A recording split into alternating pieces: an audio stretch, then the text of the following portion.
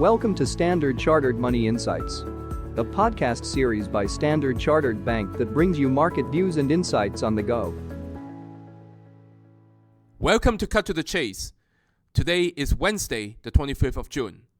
I'm Daniel Lam, your host for the podcast. Yesterday, we started talking about de-dollarisation. We spoke about trade fragmentation, how EM to EM and EM to China trades have been increasingly bypassing the US dollar.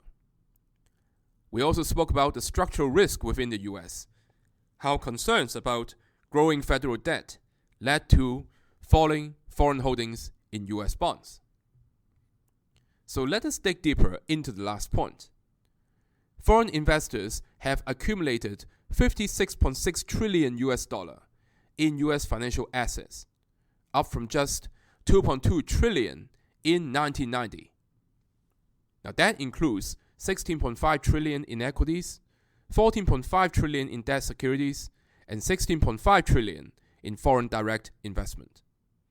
Now for many years, most of the investors, such as pension funds, insurers, and sovereign wealth funds, did not hedge their US dollar exposure aggressively because the dollar tended to rise in times of stress, making it a very natural portfolio hedge. This is the so-called dollar smile. But this is fading. US government bonds and the dollar have become less reliable portfolio stabilizers during periods of market stress. That made the cost of being unhedged far more painful nowadays.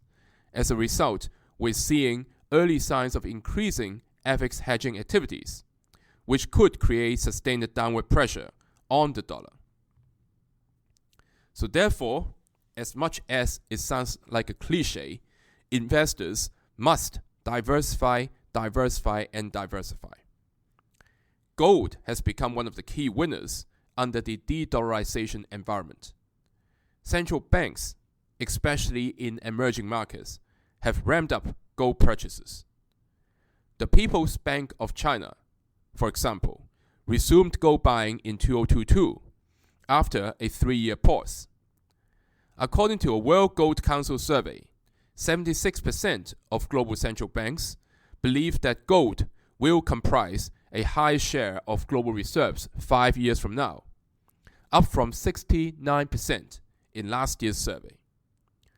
Gold now accounts for an estimated 18% of global reserves, up from 11% in 2018. Gold is very appealing in a world of rising inflation, geopolitical friction, and currency uncertainties.